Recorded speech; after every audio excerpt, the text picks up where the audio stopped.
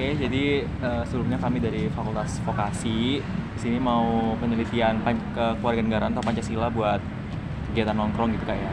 Mungkin yang pertama-tama kakaknya bisa kenalin dulu dari nama, fakultas, program studi. Oke. Perkenalkan, nama saya Farhan Ismail dari Fakultas Perikanan dan Ilmu Kelautan dari Prodi Ilmu Kelautan. Oke. Lanjut ke pertanyaan aja kayak. Iya. Mungkin kan nongkrong tuh sering banget ya, mungkin sama teman-teman gitu. Aktivitas apa aja sih yang dilakukan kalau nongkrong? Mungkin belajar kah atau emang lagi pengen chill aja sama temen gitu? Kalau dari aku sendiri itu biasanya nongkrong itu bukan belajar sih, jadi kayak pengen kumpul aja bareng teman-teman. Biasanya ngobrol, main kartu, ngegame gitu. Oh, berarti kalau belajar buat ada ruang sendiri gitu ya. Iya. Lalu berarti menurut kakak ngaruh gak sih kayak nongkrong tuh buat solidaritas antar temen gitu? Kalau menurutku ngaruh sih.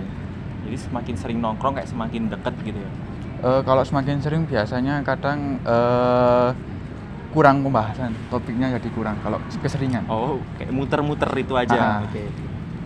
Lalu kayak seberapa sering sih kakaknya nongkrong? Mungkin kayak seminggu sekali kah atau seminggu 2 kali? Lalu kayak tempat favoritnya itu di mana? Area kampus atau kafe mana gitu? Kalau aku sendiri biasanya sebulan sekali sih, jarang sekali banget. ya? Biasanya di Satu Jiwa di sebenarnya belakangnya UIN. Oh, kosnya deket situ. Oh enggak kos kok. Oh PP. Enggak ya BB. Oh, oke. Pertanyaan selanjutnya Kak, faktor apa yang paling sering mendorong Anda untuk pergi nongkrong? Banyak masalah, banyak pikiran biasanya ngajak nongkrong. Refresh gitu kan? Iya. Charge. Apakah Anda sering merasa ada tekanan atau ajakan dari kelompok pertemanan yang membuat Anda sulit menolak untuk ikut nongkrong? Enggak Enggak ada ya? ada. Bagaimana pengaruh medsos dan tren tempat kekinian mempengaruhi keputusan Anda dalam memilih lokasi nongkrong? Biasanya ngikut temen sih.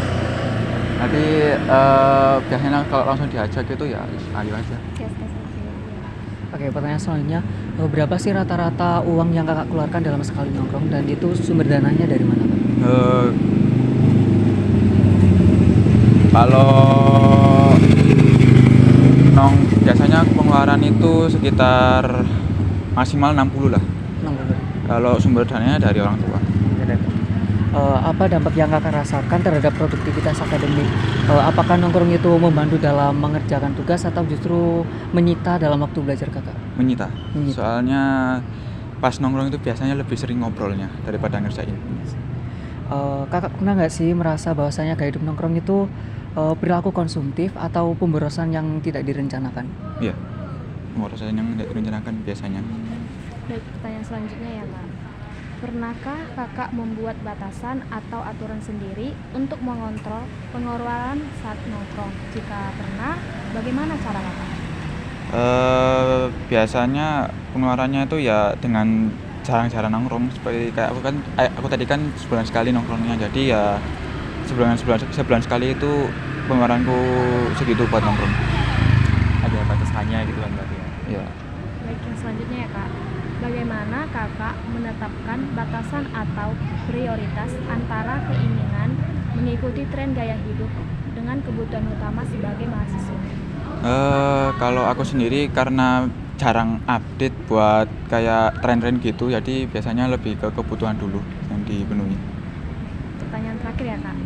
Bagaimana kakak menyikapi dilema saat ingin berkumpul dengan teman, namun anggaran keuangan sangat terbatas? Nah ini biasanya yang paling berat ya, kalau benar-benar nggak ada uang ya nggak nongkrong. Nolak berarti ya? Ya nolak, terpaksa nolak. Atau mungkin kayak nyari tempat yang free open space kayak UB gitu. Nah biasanya oh ya kalau mau nugas itu biasanya di Gazi punya FK, itu enak banget. Oh gitu ya? Ya. Ya makasih Bang. Makasih.